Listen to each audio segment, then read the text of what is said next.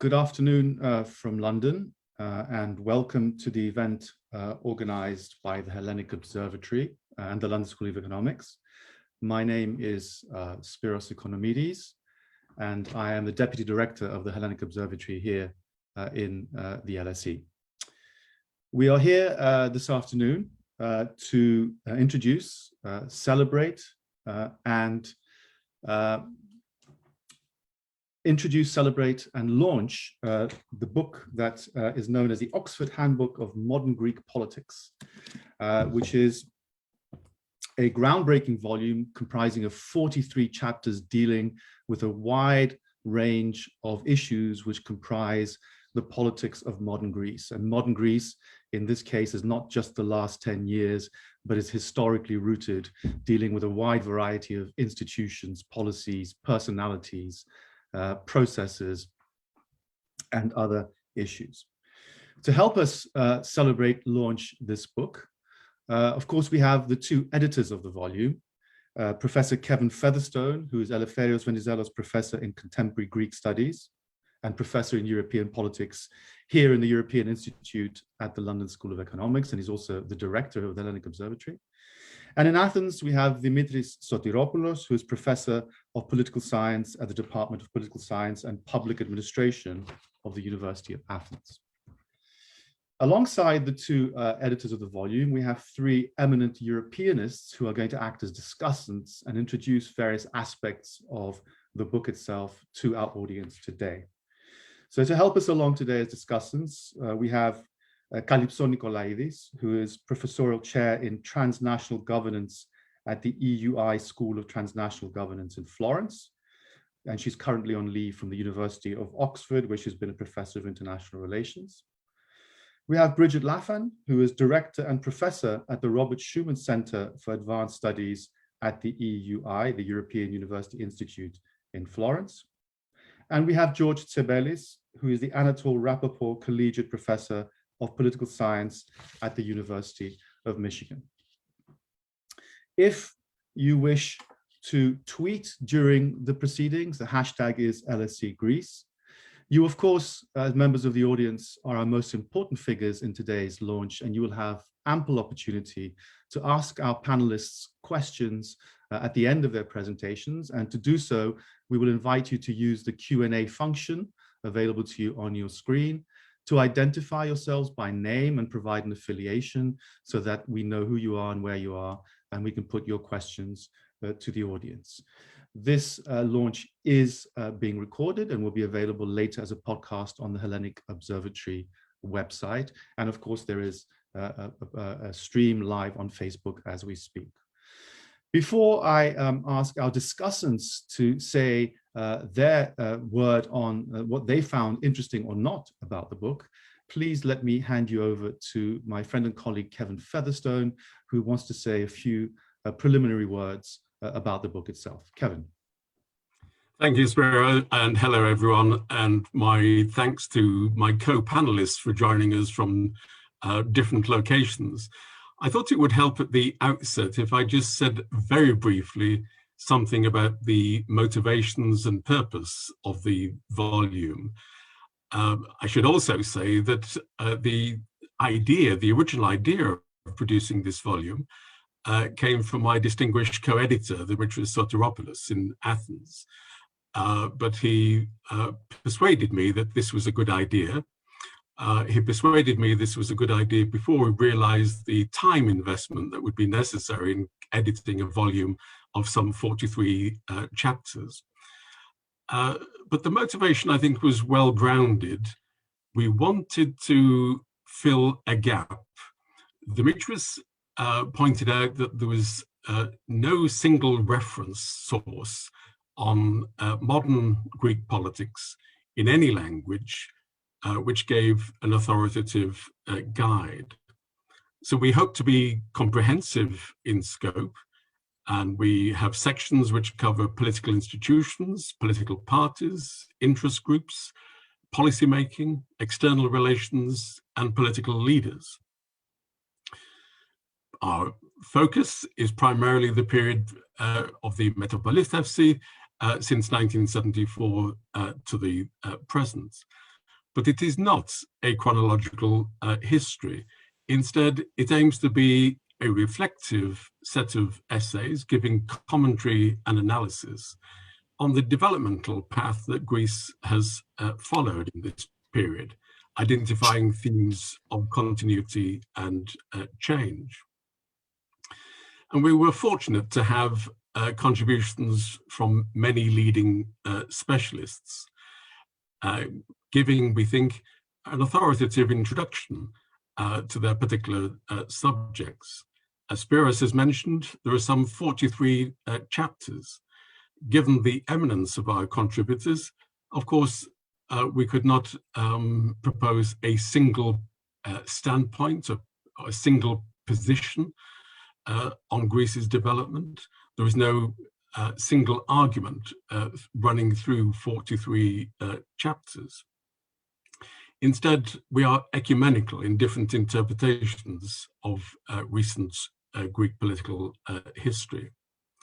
We also wanted to combine the empirical and the conceptual on the basis that by being so, we could facilitate international comparison, avoiding perhaps easy or complacent references to Greek exceptionalism. We wanted to facilitate locating Greece in a wider perspective. So overall, our purpose was twofold: to help the foreign reader identify and compare Greece, to answer a question, what kind of case is Greece in different subject or issue areas? And secondly, to offer a high quality reference volume for readers in Greece itself. That was the ambition, and obviously the discussion today will seek to evaluate how far the purpose has been delivered. But again, let me thank our panelists, and I look forward to their contributions and the issues they wish to raise. Spiro. Thank you very much, Kevin, for that introduction. Can I immediately hand over now to Kalypso Nicolaidis to hear what she has to say about her reading of the volume. Kalypso, over to you. Spiros, friends, I'm truly honored to be given the opportunity to praise this unique, as Kevin just explained, groundbreaking handbook. And not only because its two editors and many of its eminent authors are longtime friends or colleagues, and its publishers is Oxford University Press. But let me just say that because we're forced to discuss it in this frustratingly un-Greek, inhospitable way, that is Zoom, I thought to lighten up a bit the atmosphere by starting by reminding you of the story, remember, of the surgeon, the architect, and the economist battling it out as to who is the oldest profession. So remember, the surgeon says, we are the oldest profession. We carved Eve out of Adam's rib. The architect pushes back. Well, no, we are the ones who way earlier designed order out of chaos. But then this is where the economists exclaim, but who do you think created chaos in the first place? That's where you don't tell jokes on Zoom because you don't know if anybody's chuckling out there. But the reason I wanted to tell this little story is, well, yes, chaos. You know, Europe's polycrisis that we're still into starts with Greece's polycrisis, reflected and amplified by Greece. So we are chaos, aren't we? I mean, Greece is. But this handbook represents a temple of scholarship that does bring order to chaos in 43 rigorously erected pillars. And so as discussant/surgeon, I'm going back in the professions, who are asked to carve out a minuscule rib from this enormous body of scholarship, I thought, well, what am I going to do? So let me address you directly. Yes, you, the potential reader out there who may be, slightly worried about getting lost in this huge temple. I mean, I've got to show, because you guys haven't showed it, physically. It is an amazing sum. And so to reassure you that you'll find Ariadne's threads in these pages, even if through many meanders. Let me give you two threads, Spiros, if you allow me. So thread one. So maybe you're tempted to buy this book because you've long been fascinated or angered or simply bewildered by this Greek exceptionalism that Kevin just alluded to. How special is this contemporary country that cannot be given its own handbook without the adjective modern attached to it? And I say this as an Oxfordian, where I think we have the highest number of ancient Greek tutors in our colleges, attended by many wonderful students. So my point to you, dear reader, is that you'll find three tantalizing, contrasting, but complementary flavors in this book on this thread one question. One, of course, Kevin is in his introduction, starts us off with Greece's wealth, exceptional vulnerability.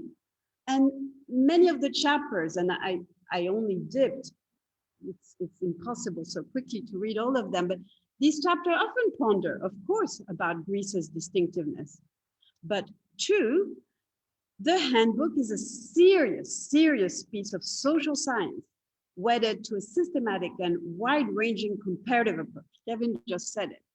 So, Greek capitalism is another Southern European model that over and under protects its society, or semi-periphery like Latin Americans, or the Greek state, a variant that is changing of the post-Ottoman Balkans, Greek political system like bereft of partitocracy, explained in great detail, of the states to the east, Greek foreign policy reluctantly Europeanized like other countries at the EU's margin, and Greek leaders, like everywhere else, much more banal than their followers believe.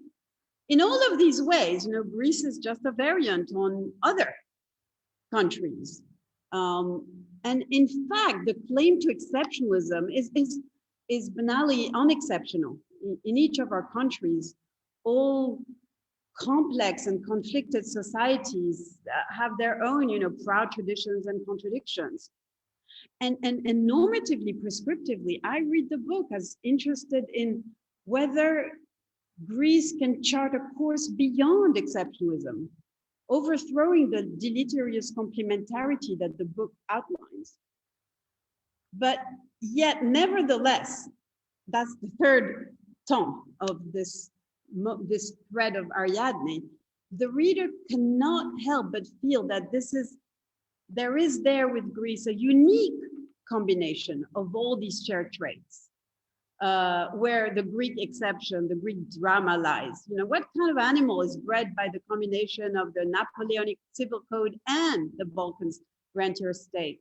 A society is sustained both by victimhood and concurring narrative, where we witness both the biggest protest anywhere, but the greatest fatalism too in equal measure. So the book is as much about contrast, like with Sweden and the US, as about similarities. So it's true in the end, there is an exceptionalism in the potential and the limits for reform, or I prefer to say transformation, which really lie in this unique set of Greek problems and potentials that are explored brilliantly in these pages. So that's for the first thread. And very quickly, the thread two, well, Kevin just mentioned it. You may ask this reader, well, is this story really about change or about continuity?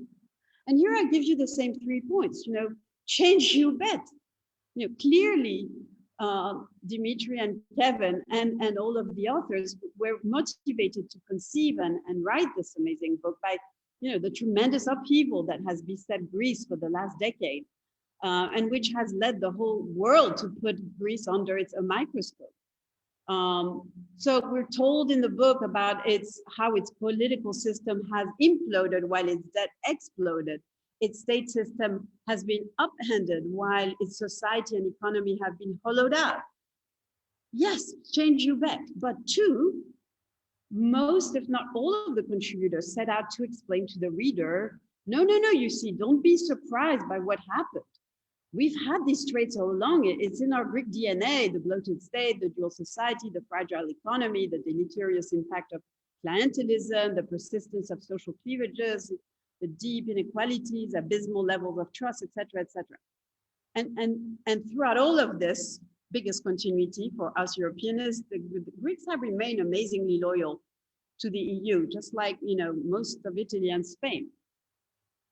But yet, third moment, there is nevertheless an undercurrent about change in this handbook, in this sum, which after all is published at the eve of the 200th anniversary of the revolution.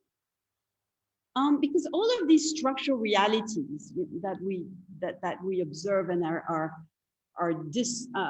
disconstructed in the book, you know, are at the end of the day but static markers present at the moment when Greece started its journey into modernity, bereft of the developmental trajectory of most of its European neighbors. Yes, but there is no reason why young Greeks in particular, you know, our kids, our students, cannot lay claim to the agency that they so crave, whether at home or in the diaspora. So at the end of the book, for me, the message of the book is also that Greece's destiny is in constant state of flux. And as even The Economist last week acknowledges, the state has indeed incrementally been reformed. Young Greeks are ahead of most in riding the digital transition of our world and of Europe. And yes, we will finally implement the great renewable project that Greece deserves. Yes, there is change, albeit incremental. So yes, reader, I haven't given you a straightforward answer to only two of the many questions you may ask about exceptionalism and change or continuity. But now Kevin and Dimitri, allow me just to end on a bit more personal note. You know, as Greek scholars or half Greek scholars abroad, we seem to always be considered as Greek ambassadors, you know, asked to account for our home country, even if it was never our home.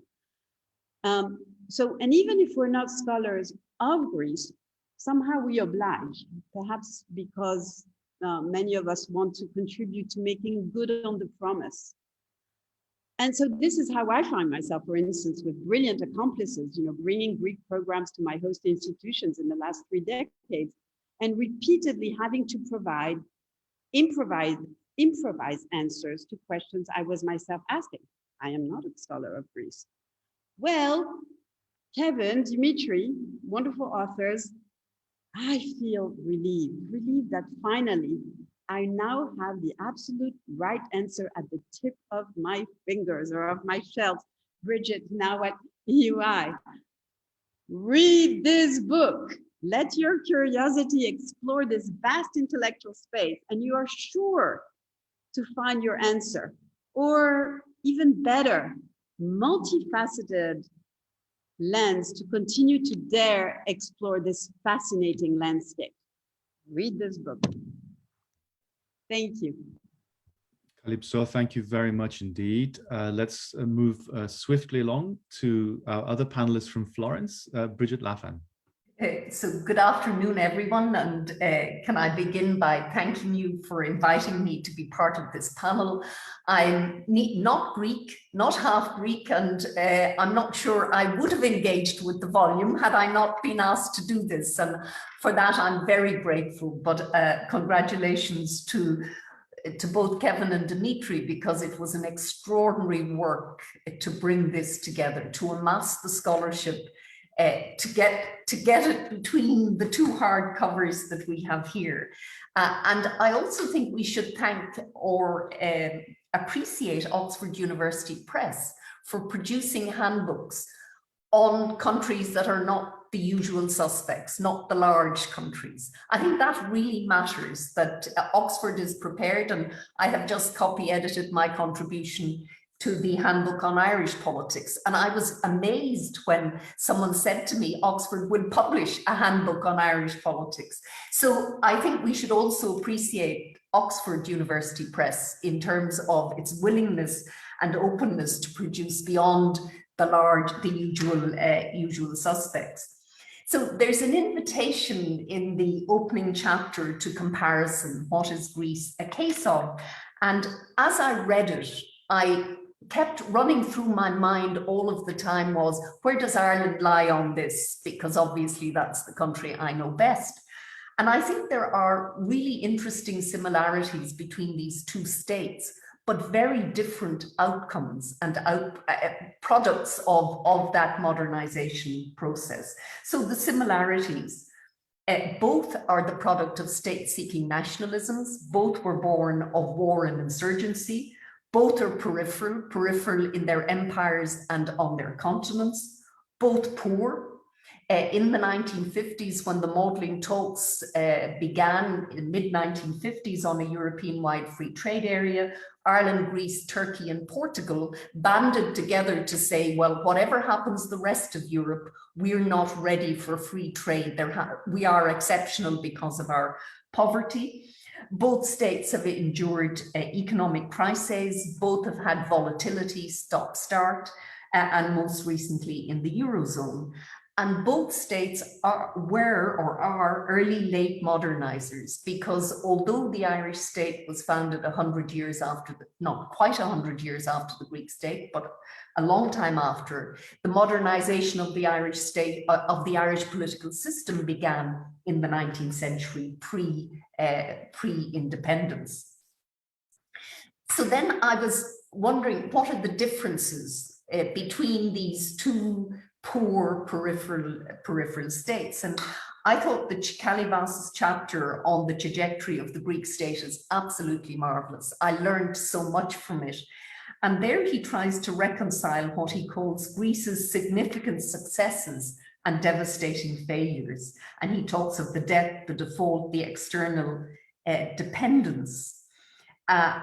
But he also says we have to reconcile this with Greece's successes. And I think that's also very important, because remember that poor post-colonial state, 19th century state, survived several dictatorships, survived Nazism, survived major economic crises. And its democracy in the most recent crisis has proved very resilient. So there is a resilience there that's been shown across time, despite all of the vulnerabilities that are there. But then in the early chapters, there's also a lot of uses of indices that say Greece is in the top 40 in the world. So I took a comparative look at some of those indices between Greece and Ireland. And so ease of doing business, Ireland's about 24, Greece 79, globalization, Ireland 4, Greece 27, human development, Ireland 2, Greece 32.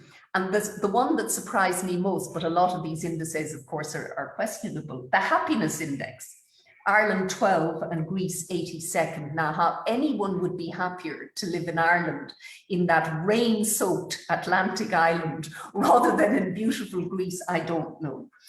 But what comes through, and for me, the most important difference is globalization, because I looked at exports as a proportion of GDP as both countries joined the EU. So when Ireland joined 1972, it exported 30% of its gross product. In 2019, it exported 126%. In other words, one of the most globalized states in the world, whereas Greece exported 21% of its gross product in 81 and 37% in 2019. And that's a major difference between these two peripheral states in that period. And so for me, a big question is the use of Europe and membership by Greece. And Greece had a stellar economic performance in the association agreement period right up to membership. Far surpassed Ireland in terms of growth rate convergence, growth rates of 7.5% a year, really rapid convergence. And that falls away post-membership. So again, when I look at the chapters, the chapters on Kevin, Europeanization, Sotiropoulos on the successes and failures of Greek membership of the EU. What strikes me is there's a theme of maladjustment, uneven adaptation across sectors. There's unevenness it comes across in all of these chapters. But also when the claims of Greece's successes in the EU are firstly the persuasive capacity to join the EU against the only country that ever joined the EU with a negative Commission opinion. That was an enormous achievement of Greek diplomacy to become a member state.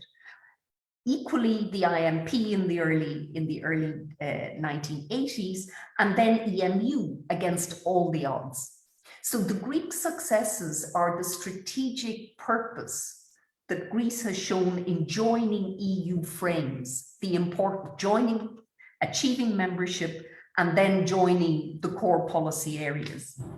But where the problems are, at least from read the book, that this is one big takeaway for me from the book, is that there's the contradiction between the desire to be at the core and then the capacity to live with the core, or the desire to be in the game, but not adjust to the demands of internationalization. And so for me, the big question is, why did Greece not make the next step change on achieving membership, when it achieved membership, with all of the benefits of an inflow of investment potential through structural funds?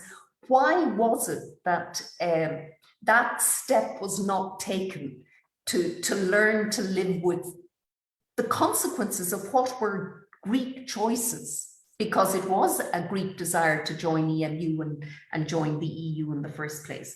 In other words, that the dualism that runs through that issue about the traditionalists and the modernists, the cultural dualism. And so when I see this, I think that there are, for me, probably 4 or 5 very big differences between Ireland and Greece. The first comes across Kalypso in that chapter when he said, there's a feeling of lacking agency, that lacking agency has become part of the Greek identity. The feeling that the outsider will eventually step in and correct Greece's mistakes, that is part of the external engagement. The rescue from the outside has been a persistent theme. Now that strikes me as simply not part of the political or state culture of Ireland. We never expect anyone to turn up and rescue the country from anything. Whenever Ireland tried historically, the Spaniards, the French, the Germans, they either turned up too late with not much firepower and the British just kicked them back into the sea. So there is no desire, there is no sense in Ireland that anyone will come and rescue the state. The second, I think, is clearly the nature of the developmental state. Greece has a much bigger state in gross product terms than Ireland does, and a very active and interventionist state, that Mediterranean state capitalism. But the developmental state, it is described in the volume as weak and incomplete, but it's also interventionist, but interventionist in ways that, for example, under PASOK in the early 80s, taking over companies that had collapsed or were in trouble because of competition. Whereas the Irish development state is very different. It's a set of institutions that are designed to attract foreign investment, promote enterprise, and promote exports. So it's a very much, it's a liberal market economy, but with social partnership. So very different political economy. The administrative and governing state is very different. I think Ireland probably benefited enormously from the fact that its colonizer was the UK, so it inherited a functioning Weberian. It didn't inherit a functioning Weberian state, but it had the traditions to create a Weberian state in terms of cabinet coordination and all of the things, and of course the common law system as well. And so, whereas I read from the volume very much the politicized public administration, the rent seeking, and the weakness of state capacity. So I think there's a lot. There's a lot in the explanation of the differences between the two trajectories of the two states. But let me simply finish with Greece 2.0, because of course there is now the prospect of the RRF, and the School of Transnational Governance, I participated in an executive training this week on the RRF.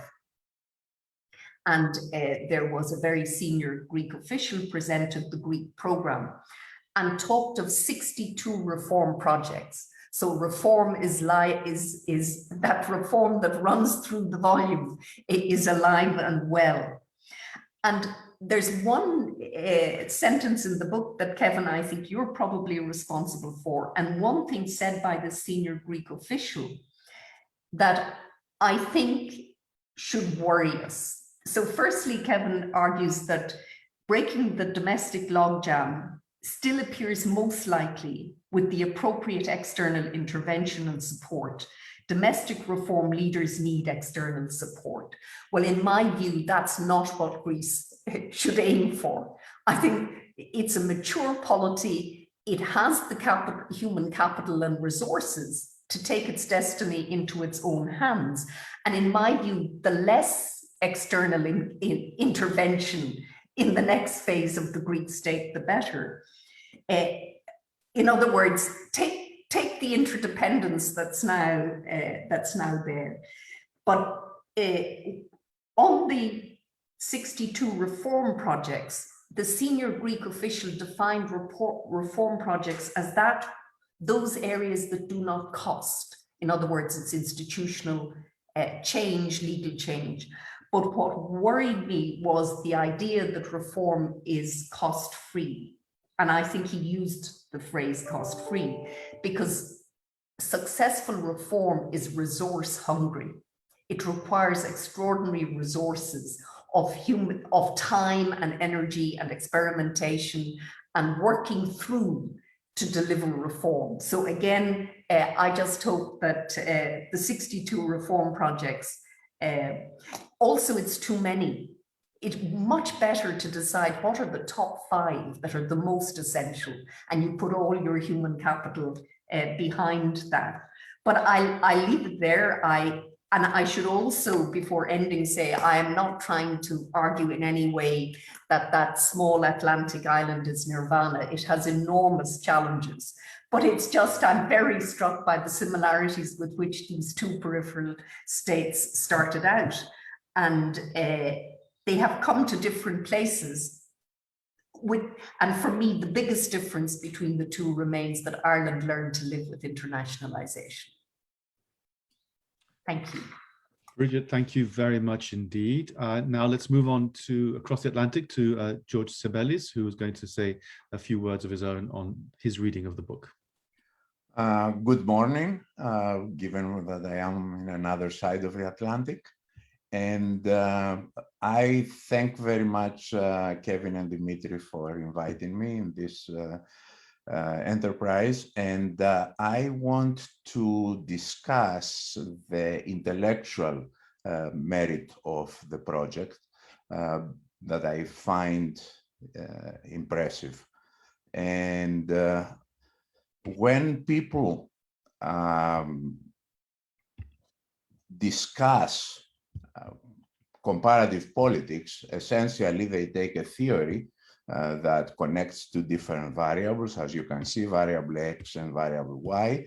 Let's think about Divergé. He connects the electoral system and the party system of a country. And then they try to say whether Greece fits this pattern. And usually, Greece does not come out on this straight line in most researches. It comes out like that, like an exception. The reason is endogenous. You are not going to write about something that fits exactly what everybody else has explained already. You are going to take the country that you know best, and you are going to say, well, it does not fit the pattern. And then we are going to have the Greek exceptionalism, and depends what we are going to do with it. Maybe we are going to do what Kalypso said, that it was the first country that entered the crisis, and then everybody else entered the crisis. And essentially, we are going to explain, like Mazauer does, that let me share it this way. We are going to show that other countries are going to come exactly in the same pattern as Greece. And this way, Greece is going to be a precursor or a model of everything else that is happening in other countries. That is one way of thinking about it. The more interesting way, which the book adopts, is taking Greece and replacing the word, the dummy variable Greece, by a specific variable, and say that the reason that this thing is happening in Greece is X, Y, Z. And that is, for example, what Featherstone and Dimitri are arguing. To fully address concerns of Greek exceptionalism, the focus on Athens needs to be brought into comparative analysis with empirical depth. Okay, so essentially we are speaking about one country, but then we are trying to see how does it compare with the other ones. Once we are able to do that, then we will have a more general theory that involves the new variable that we have introduced, and then we will be able to compare this, what is happening in Greece, with what is happening in other countries. I'm going to use an example, go back to the pattern of the Greek exceptionalism, and use an example that is doing this really in a very successful way. The ones of you who are reading about Greek politics and policy will know that Vulgaris, for example, tried to see whether Greece matches the modernization theory and the Marxism theory, and he finds out that it is an exception. And therefore, he says what is characteristic of Greece is the simultaneous evolution, creation of democracy and the state in Greece. And so this is the new variable that then somebody will have to start thinking what other countries have this feature, that when they create the state, it is in an undiversified political body. And another country that would come to mind would be the United States, and then a theory would develop trying to find out similarities between Greece and the United States because they share this feature. Let's go now to the book, and let's see, for example, Alivizatos in his chapter and Gerapetridis in the chapter on parliament argue that Greece is a Westminster model of democracy, and that nobody who is Greek is going to debate. And it is an accurate assessment that if we want to understand how Greek politics works, we have to look at England much more than at Germany or at Denmark or Sweden.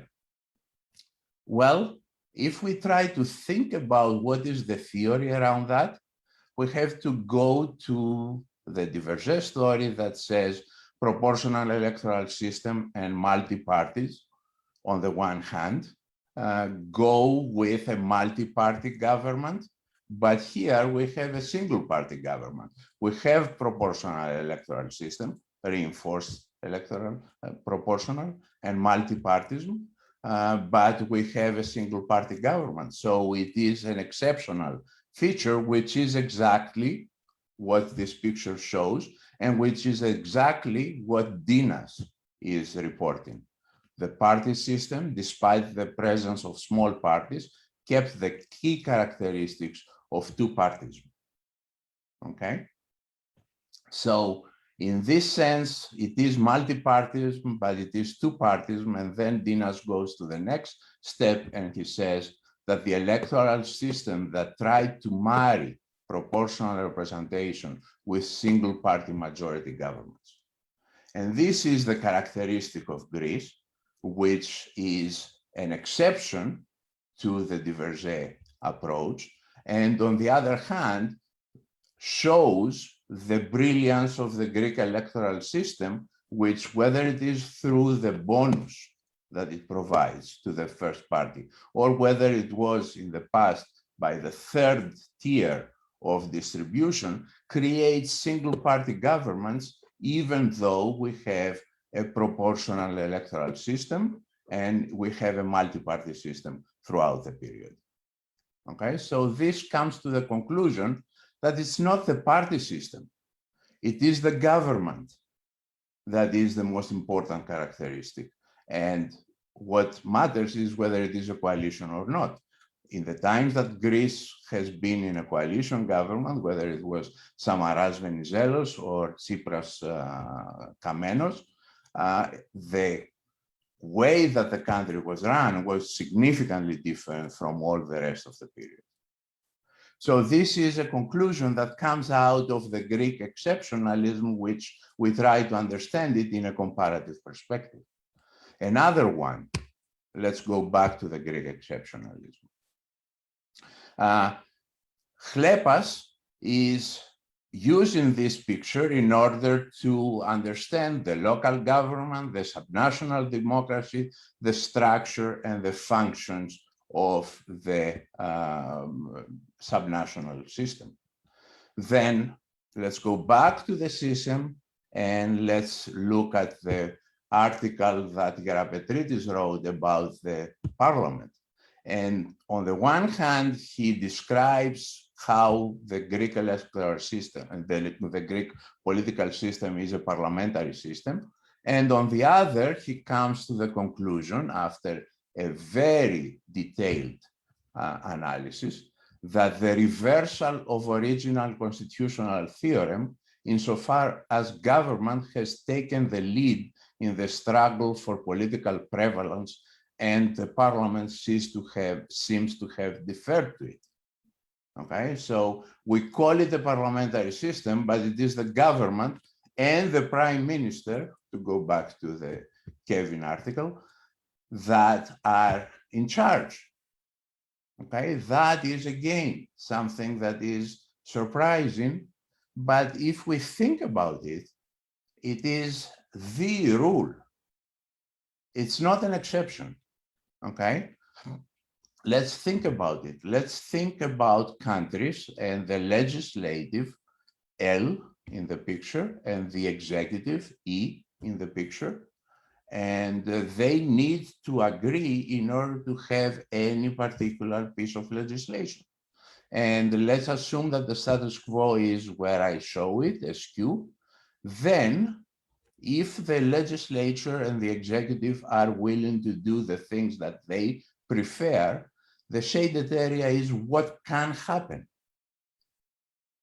Okay, these are the things that they both agree that they prefer over the status quo. However, if the legislative makes a proposal to the executive, then it will make the proposal PL because it is closer to it. And if the executive makes the proposal to the legislative, then it will make the proposal PE because it is closer to it. As a result, we are going to have very different outcomes if the legislative makes a proposal to the executive or the other way around. Well, in parliamentary systems, it is the executive that makes a proposal to the parliament. So the outcome will be PE, closer to what the executive wants, which is what all the Greek analyses say, that the government does what it wants. If it is a presidential system, It is the legislature that makes a proposal to the executive, and the executive says yes or no, vetoes it, okay? And therefore, the president of the United States has been complaining that he doesn't have line item veto. So this is the conclusion of this analysis. Greece is not the exception. The conclusion is that the constitutional theorem that Gerabetritis is talking about has the names wrong. We always think of parliamentary systems as the parliament does whatever it wants legislatively, and that's not the case. It is the government. And we are thinking about presidential systems as the president does everything he wants, and that's not the case. It is the Congress. So looking at the Greek reality is going to give us a better understanding of more general phenomena. That is the most important thing that this book is going to do. And I am delighted that now we have this reference point that everybody is going to be looking at, and not read from cover to cover, but on the other hand, go back to it every time that he finds a substantive issue and wants to find out how it works in Greece. And let me tell you, recently I have been working on electoral systems because I have been advertising an approval voting system for Greece and for the European countries. And I went in a very important article, and it was speaking, going from theory to practice, the mixed success of approval voting. And what they are saying is that they find the approval voting in the 19th century United Kingdom, in Eastern Europe, and in the Soviet Union. And they are not talking about the fact that Greece had this electoral system from 1864 to 1920. And they are not talking about the fact that this system was introduced in Greece. In ancient Sparta, that's how they were electing the Senate. So obviously, these are not pieces that would be included in this book, but this book is going, I hope, open the whole world into the inclusion of Greece to any comparative analysis. Thank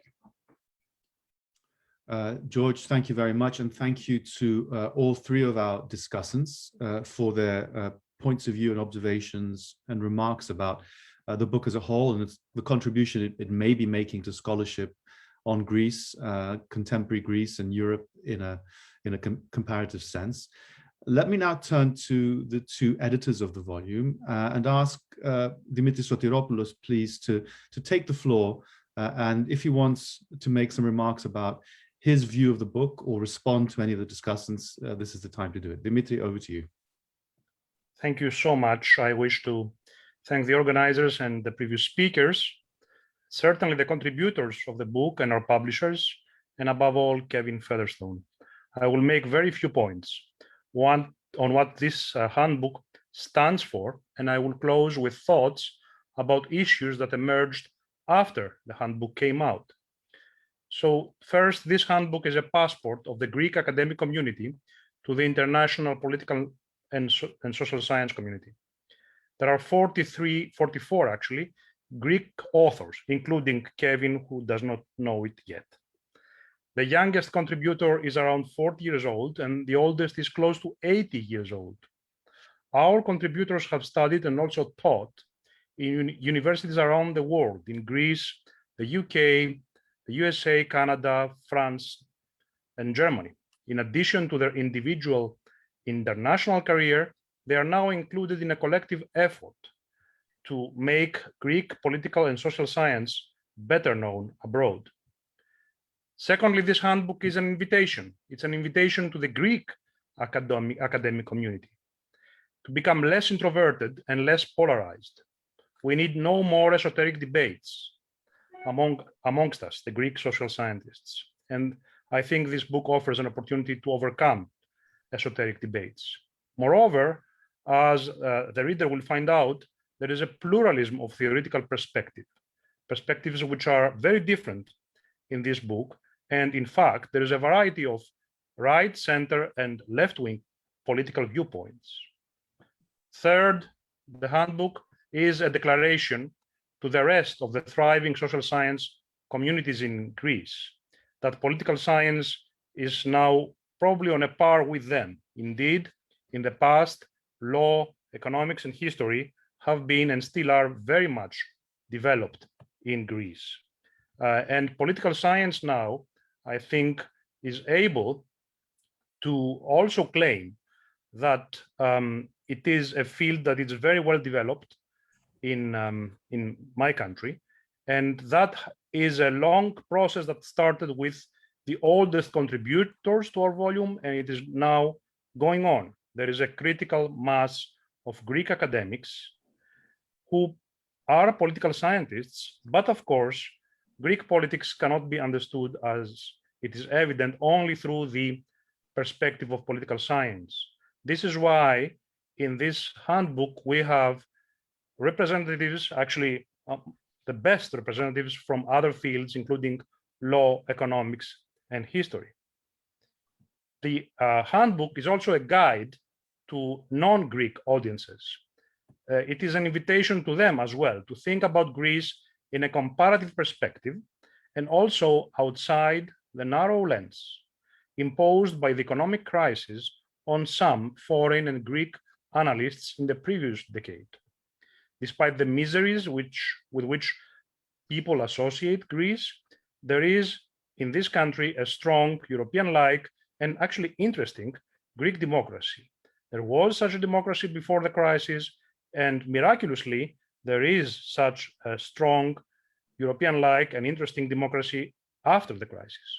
The handbook explains why, without pushing enduring problems under the carpet. Now, in the last part of my comments, I would like to say that the handbook ends the analysis roughly at the year 2019. This was before the COVID-19 pandemic. However, exactly because of this reason, the handbook can serve as a basis on which to register changes after 2019. A few such changes come to mind. First of all, the achieved consensus between government and opposition for most of the last year, 2020. Second, the integration of evidence-based policy making in a scale larger than before when it came to crucial decisions about the public health crisis. Third, the proactive rather than reactive formulation of policies in a number of policy areas. Then, prior to last, the inability of some opposition parties to put together a narrative relevant to this rather than to the previous decade. And finally, the relatively high trust towards the government at levels higher than before and for a longer time span compared to the past. And that means that while we are now 2 years after the last national elections, there's a discrepancy which we see in surveys between, on the one hand, relatively high trust towards the government and the usual low trust towards other political institutions. Of course, after 2019, there was not only change, there was also continuities, and this despite the challenges posed by the pandemic. In Greece today, one may think of the following trends, which are reminiscent of very old problems. There is fierce political rhetoric in the parliament, as if we were in a constant period of elections, and there are weekly street protests which have become inconsequential. Then there is a propensity to consider the fight against corruption as an issue of lower priority in democracy, or as a tool to delegitimize one or the other party. Then there is a loose stance on law implementation, a looseness which characterizes not only citizens, but sometimes the government as well. Finally, there is a false perception that there is ample time to find solutions for worsening problems, such as the always looming pension crisis and the destruction of the natural environment. But all these and more are for the editors of future handbooks to analyze. Thank you. Dimitri, thank you very much indeed. Kevin, over to you. Let me also thank the panelists for their very interesting comments and, of course, in many cases, overgenerous comments. It's always a challenge to try to pick up themes, but let me endeavor to do so. I very much like George's point about using Greece as a test case for wider hypotheses, testing Greek exceptionalism. And I would say on a personal basis, Kalypso mentioned earlier about speaking personally, I guess I've often been struck by what I would call the intellectual protectionism of some Greek academics in the past, with recourse to answers of exceptionalism. It's like that because of endogenous factors, etc., etc. And as an outsider, I think I've been more often impressed by the lack of exceptionalism. That is, that a number of comparative politics themes, as George has indicated, actually are confirmed by the Greek case, whether it's cabinet parliamentary relations, the type of electoral system, or whatever.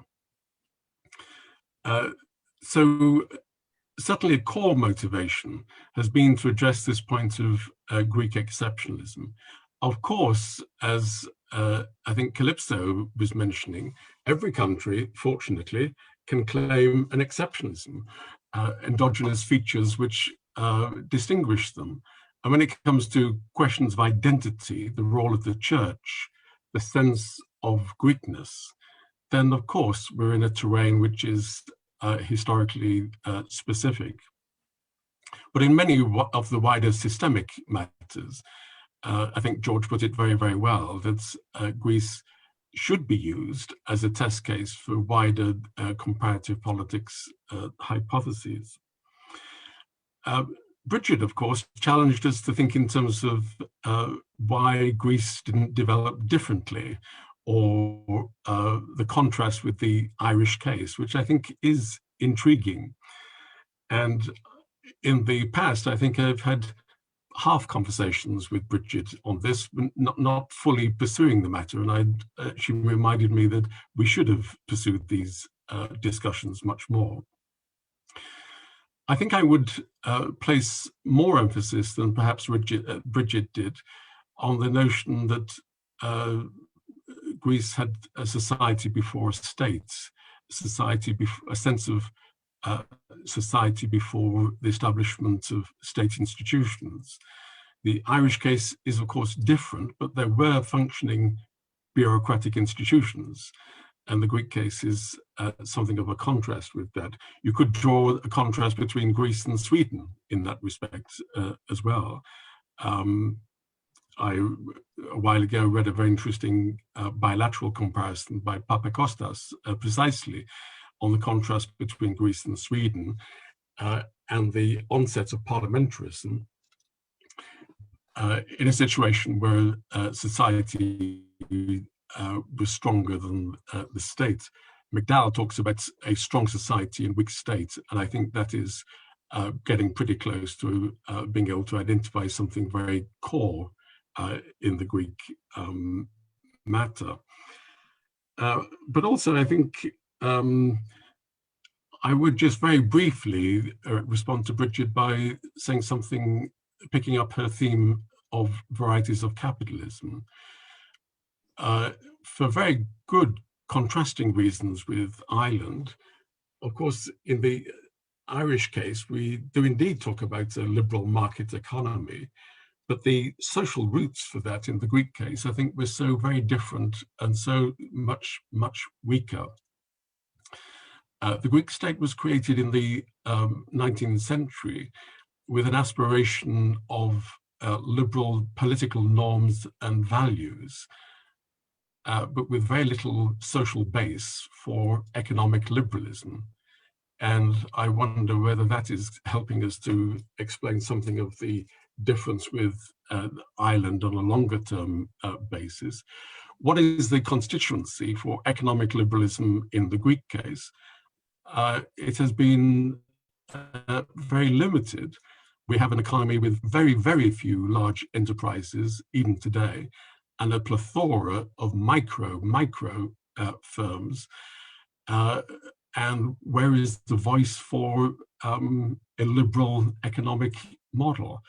Neoliberalism, ordoliberalism, not accidental, that these are terms with much negative connotation in Greece, not only today, but for many years. So I think the part of the contrast with Ireland may come in terms of economic capacity, in terms of the inheritance of a type of economy. In the pre-independence period, of course, Ireland was part of a British economic model, which was certainly not similar to that of Southern Europe or the Greek case. I'm very much struck by the political economy, the importance of the political economy conditions in Greece, limiting competition, limiting a voice for economic liberalism, and the contrast that makes with the EU's programs for rescue in the recent debt crisis. In that sense, who chooses the model? Well, in the Greek case, it seemed to be very much an external, an import from abroad, alien, something which was impositional. And I think, again, the contrast with Ireland comes from the point of view that there were different types of crises. In Greece, it was a crisis, a fiscal crisis. It was much more the private banking sector. And therefore, there's much more scope for Europe to be seen to be impositional, blaming the failings of the Greek state. In the Irish case, the failings were in the private sector. I think, let me, Spiro, just say two more sentences, if I may. The Greek case, I think, to me, in the context of the European Union, shows very much the incompleteness of the EU today. The European Union has a very heterogeneous 27 member states, not only with different domestic economic models, the political economy approach, but also very contrasting qualities of state institutions able to deliver public goods. How does the EU then handle that? I think the EU currently lacks the instrumentation, but also lacks the political capital, the legitimacy to be able to manage the European macroeconomy in such a diverse, heterogeneous fashion. The Greek crisis, I think, accentuated this problem, that they are doing something to us in an impositional, alien sense. Again, it's a question of who is choosing the model, what's their accountability, and what's the legitimacy of a model being imposed, and when did Europe become associated with a singular model rather than accommodating a plethora of different state traditions and different political economy traditions. Final comment in terms of what Kalypso was saying. I thought it was very important corrective that you're emphasizing that there is much flux, there is change. But also I thought the most important question she was raising was this sense of there is more agency. And I think that gets to the heart of a long-term cultural pattern in the Greek case, the extent to which the individual citizen believes that he or she can be agents of change, whether that is in wider civil society via state institutions and public goods, or whether it's in terms of developing change in the private sectors. Do we take optimism on the legacies of the recent crisis? Of course, there is much more political fluidity, much less loyalty to political parties after the crisis than before. Half of the party system collapsed. But there's also been much more mobility. Sadly, in the context of the crisis, hundreds of thousands of Greeks voted with their feet, chose mobility and left the country. But I think Kalypso is right that as we go forward, that sense of ownership by individuals, that they can be agents of change, is the crucial variable here. The extent to which Greece has actually changed from its past, I think, rests on that particular proposition. So again, thank you to each of you, and no doubt there'll be opportunities to come back and respond to these questions later in the discussion. Back to you, Spiro. Thank you. Thank you, Kevin. Thank you, Dimitri, for your, in a sense, coming back to the comments made by Kalypso, Brigid, and George, and saying a few more things about the book in general. Could I remind our audience that you can ask questions via the Q&A function on your screen? We have a trickle of questions coming in, but I'm sure people have had a chance to think a bit more about what's been said, and perhaps they have more questions they'd like to ask. So I do invite you to put your questions in the Q&A, and we'll filter them through to the speakers. Before I sort of pick up on some of the questions that are being asked, perhaps I could ask a general question to any of our panelists who wish to answer, because it seems to me that one of the themes that's been discussed so eloquently, both in this afternoon's presentation and in the book, is the relationship between continuity and change. This is a book which deals with Greece since 1974. And I would be interested to hear what all of you or any of you have to say in response to a question which says or asks, what do you think has been the most significant change in Greece, in Greek politics, in modern Greek politics since 1974, and why? So that's something that I would like to explore with you as a way of introducing perhaps more themes. A second question revolves around this theme of exceptionalism, which has come up repeatedly in all your presentations in one form or another. And it's an inherent discussion, part of discussing modern Greek politics. And it seems to me that Kevin almost concluded that, on the one hand, the exceptionalism stems from some kind of internal relationship between individuals, societies, peoples, actors, policies, institutions, and so on and so forth. But there's a very big external dimension to this. This is something that I think Brigid brought up as well in her remarks as well when discussing the chapter by Kalypso. To what extent is Greek exceptionalism for Greeks really dependent on how they view the outside world and the outside world's impact on them? That there's this constant idea that people are intervening and meddling in our affairs. We've come up to the 200th anniversary of the creation of the Greek state, or the Greek War of Independence. And this has been the same kind of debate that's been going on ever since then. What is the role of the outsider as an agent for change? So I just wondered whether any of you would like to take up the first question on change. What's been the biggest change since 1974? And secondly, whether exceptionalism is really the result of this vision of the outside world, of the system around us, rather than factors which are internal to Greece. I know this is an artificial separation, but I think you sense what I'm driving at. Dimitri, would you like to kick us off? Thank you very much. Regarding the two questions, I think the biggest change since 1974 can be couched by two words. One is political stability, the other is political participation. Since 1974, there is a stable liberal democracy, and that was not granted before 1974. And secondly, gradually there has been an expansion of social and political rights, the ushering in the Greek political system of the masses, and participation of people coming from very different social origins through political parties in Greek politics.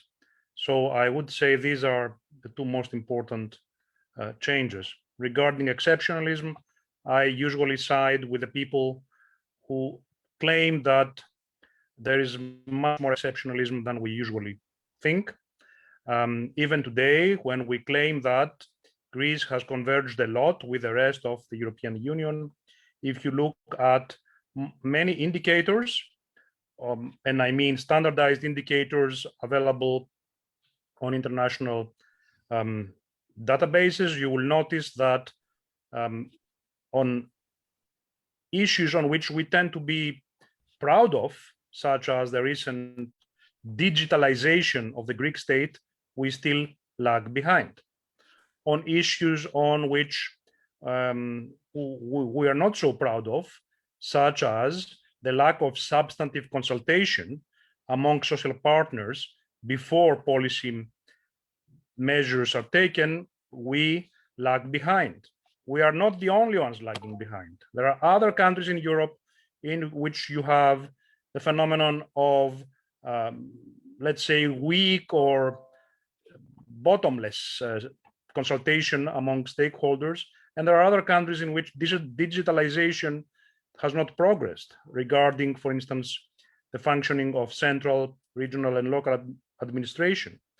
However, I would go on for a long time if I had to cite all those instances on which, despite progress, this very strong and actually very interesting democracy still seems to have a lot of work to do in order to catch up with other member states of the European Union. Thank you. Thank you, Dimitri. Kalypso, would you like to join the conversation on this particular issue? To build on what Dimitri just said, part of this political progress, if we can put it that way, since 1974, has both led but also been made possible by a partial overcoming of the wounds and the polarization of the past. And that is something that is kind of with us, to stay. So I think the narratives of the political sphere in Greece is also very important. And actually, I wanted to link that to a kind of question I want to throw back to the editors, because we haven't, but Dimitri, you were saying how the book is an invitation to the Greek academic community. But how does the Greek academic community relate to the media? There's a wonderful chapter in the book by Stylianos Papathanassopoulos on the media and on this kind of incestuous interplay between the media and the owners and politicians that is with us today in Greece. Changes as oligarchs change, as structures of power change in Greece. That is a continuity. But as you're, part of the book itself, let's not aggrandize, academics, but you're part of the conversation. And so how does a book like this, published by OUP in English, makes its way in the Greek kind of public sphere, given a media that is very selective in what it picks from the stories that outsiders or semi-outsiders or Greeks publishing outside or the Greek diaspora or other observers, bring. And indeed, just recently, it's really fascinating to see how the media picks and choose from the praises of the outside that you were just stating, whether it's partial on digitalization, for instance, and then kind of forgets the critiques, right? And or depending on where they sit. So I was wondering about that to you both, and in terms of the fate of the book. But I also wanted to pick up on exceptionalism, to link it to, first of all, to remark that we've all picked up on the kind of this core ambition of the book, the comparativist, the banalization of Greek exceptionalism. But I did make the remark that there is a Greek exceptionalism in the combination of all the ways in which it's comparative. To pick up on George's, Tsebelis' many curves. For each issue area, we have a different distance and isomorphism of Greece. And I think Greece is quite unique in all its comparators, from Westminster to Balkan, to Ireland, to Southern Europe, etc. In the kind of plethora of comparators. There's like almost a meta field of comparativism, as it were, varieties of varieties. And I think that carves a kind of exceptionalism, if we want to retain a residue of exceptionalism, even though it's not like we have to be attached to that exceptionalism. But one theme that has come back, and Kevin also picked up, is this theme of the society before the state, and yet the state stronger than society. And I wanted to throw in the, bringing it back to the COVID moment that Dimitri was talking about. What does all this how does it pan out with the COVID moment? Because, I think you might agree that there's a kind of COVID paradox that we're living through, which is that we're witnessing both the demand and supply for stronger states and stronger societies. Stronger states to deliver the goods, and stronger societies to kind of implement and be responsible for this society of care that is necessary. And I'm just wondering, but this is not just brainstorming, that, how does this feed into this kind of hope for Greek agency? If this society has this partial dependence on the state, and yet autonomy, and yet story of fierce rebellion and all the rest of it, how does that feed in this state-society relationship with this COVID moment, this redefinition of state-society relationships around the world? Maybe Greece has some sort of comparative advantage here. Okay, Kalypso, can I just stop you there to try and bring in both Brigid and George?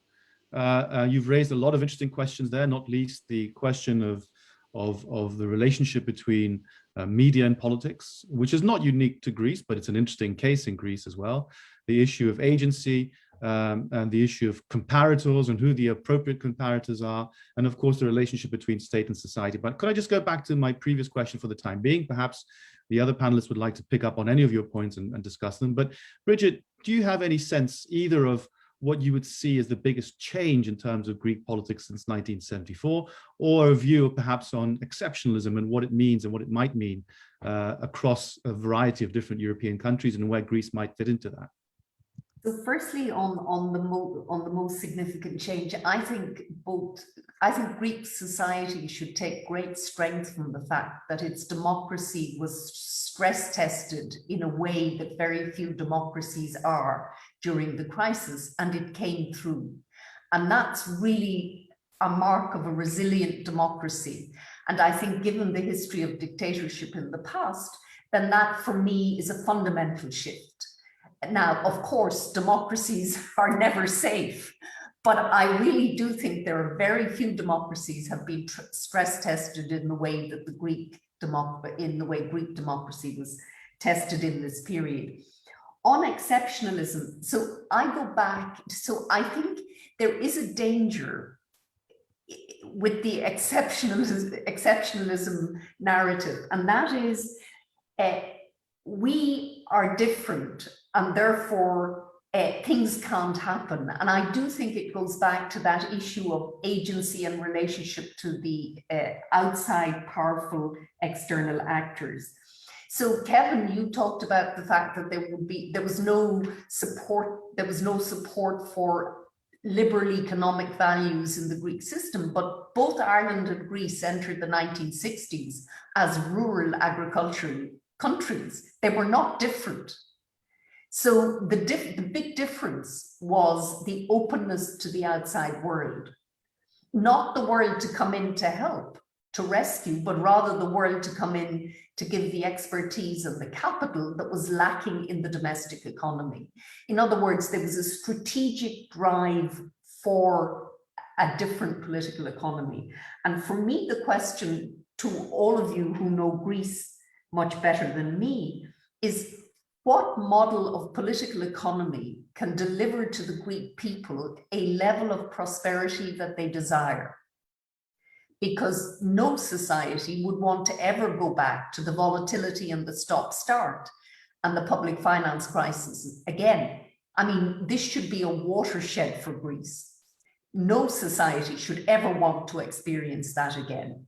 And so my question is, where is the strategic model and what are the choices that Greece has to make about a model of political economy for the future that is a fit with the world as it is, not the world as they might want it to be, with the EU as it is, rather than an EU with very significant interregional transfers, which it's slowly, piano, piano, there are changes. So for me, that's the big question, I think. Where is that model that will avoid a return to the Eurozone crisis, to the pathologies that led to that, but also the experience of it? What is the model and what are the choices that Greece has? And then where is the capacity, both in the state and society, to mobilize around that strategic future? Because that, for me, is what is demanded of the country in this period. No one should want to go back to the pathologies of, I mean, no one should ever want to see a troika in Athens again. Thank you, Brigid. Of course, any of the comments that have been raised by the panelists now, the other panelists, please feel free to respond to if you so wish. If I could move to George and ask you the same question about change since 1974, but perhaps tack on a couple of questions that have come in from the audience and which fit in quite well with what Brigid had just raised in terms of the model of political economy. How do we go forward? We have a question from Charis Akalotos and a question from Dimitri who ask, generally speaking, the same kind of question. That's about consensus in terms of Greek politics. Would it make a difference if there were more coalition governments as the result of a change in the voting system in Greece? Would less veto players in the system allow for the emergence of a consensus that in a way may address some of the questions that Brigid has raised about, you know, how do we move forward on a consolidated plan with a vision for the future, which gets away from the idea that we're constantly being told to do what to do from abroad? Well, in terms of coalitions and consensus, I have been thinking for a long time how lucky we have been that the political competition and electoral politics did not transcend into the government action. Going back to Andreas Papandreou, who came with a slogan out of the EU, out of NATO, and then he didn't do anything. Moving to Tsipras, who said, you know, we will take out the memorandums with one article. Essentially, we have been extremely lucky to throw away the polarization that comes in the electoral debates and in the electoral competition, and get moderate heads of government, both from the right and from the left. Okay, without Tsipras, we may have been with somebody else from Syriza, we may have been outside of Europe. And I don't know what we would have had without Mitsotakis as the head of the New Democracy. So this is a very successful operation that I don't know how much credit we can have essentially as a people. Probably it is a very strong centrist sentiment inside the Greek electorate that influences the politics of both parties and selects the more centrist leaders. Now, once we go from that to the government, would we be better off with coalition governments? Well, one coalition was, in my opinion, a successful one, the center-right one. The Samaras Venizelos government were able to interact with each other in a successful way. The Tsipras-Kamenos coalition was not successful, but it was a kind of getting out, completely out of the mold. Neglecting the left-right axis and moving into the pro-anti-European axis, and that was the only thing that was uniting them. And as a result, we are lucky that we didn't get out of Europe, but on the other hand, on the left-right axis, we didn't do anything because it was impossible. Thank you, George. Kevin, remarks? Thanks very much. I would add to the biggest change since 1974, accession to the European community, then European Union. And I think Greece is a society in which Europe has played a huge role in a very interactive sense. How can we define Europe without the Greek legacy and the Greek input, etc.? But I think joining the European community changed the external dependency. There's the potential for going beyond victimhood. Many Greeks would talk of modern history being peppered by external intervention. We might start the story in 1827 with the Battle of Navarino, where the great powers of the day stumbled into the Greek nation aspiration, independence war. In other words, prior to accession to the European community, there was a legitimate narrative of victimhood, whether it's the civil war and legacies of external intervention, the Cold War politics, etc. And then this now connects with Brigid's point again about why Greece didn't make a stronger strategic choice, why Greece didn't emulate Ireland in that case, which she was careful not to put it in such a stark terms. The difficulty, of course, was that Europe changed, and we've been referring to some notable statements. Let me refer to George Papandreou's statement of 2010. Greece has a problem, but Greece is not the problem. I think the problem was that his government and his successors lost the battle of the narratives in terms of defining what kind of crisis this was. The pushback to say that it is Greece's problem, isolating it from the rest of the governance of the Eurozone, was hugely consequential. It narrows the potential solutions.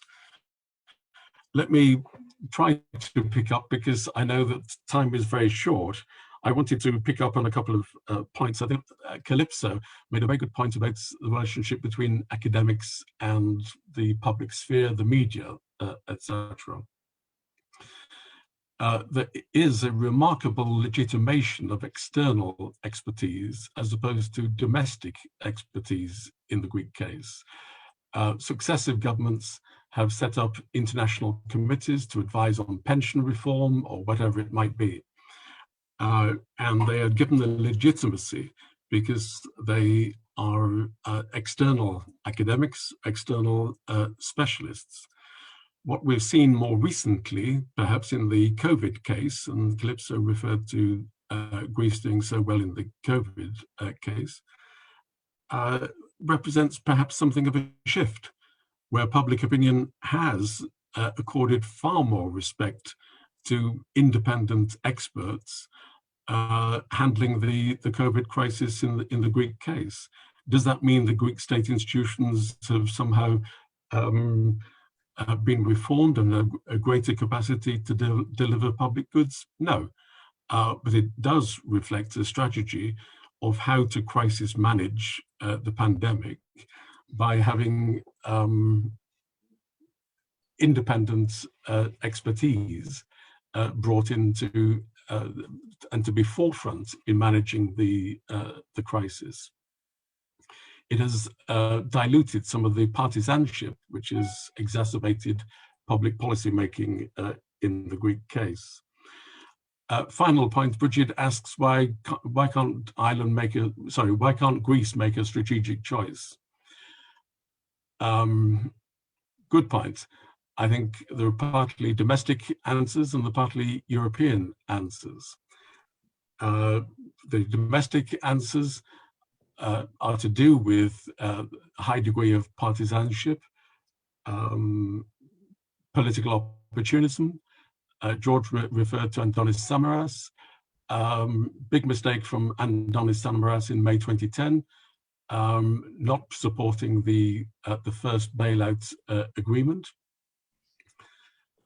George Papandreou opted not to seek a special parliamentary majority and thought of a referendum perhaps too late.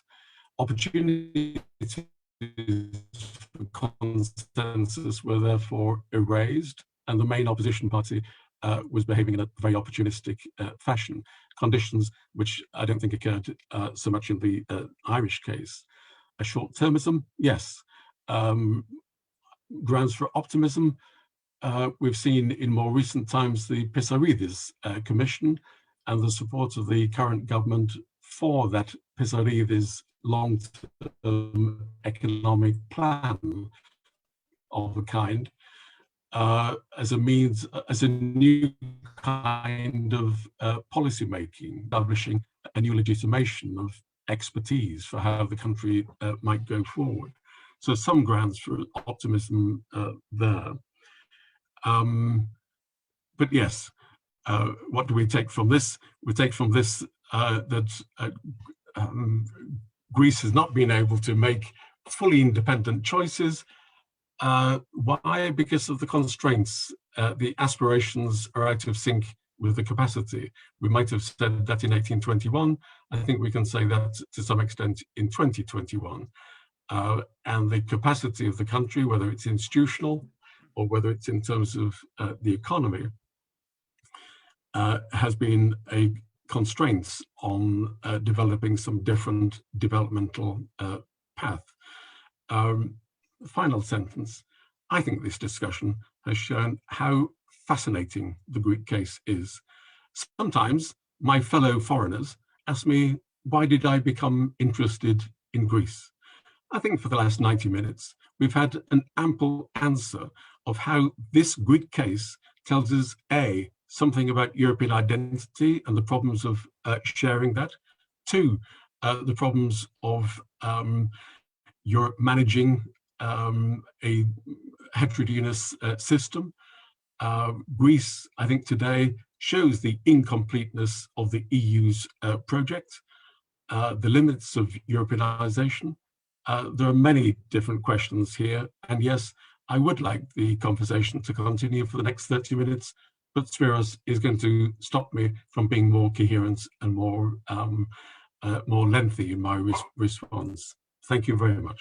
Thank you, Kevin, and thank you for relieving me of the burden of having to sum up both the presentations and also the themes that developed during the discussion. We have a lot more questions dealing with the economics of the crisis and what can we do to push up exports, and did we join Euro at the right time, or was it correct to join at all?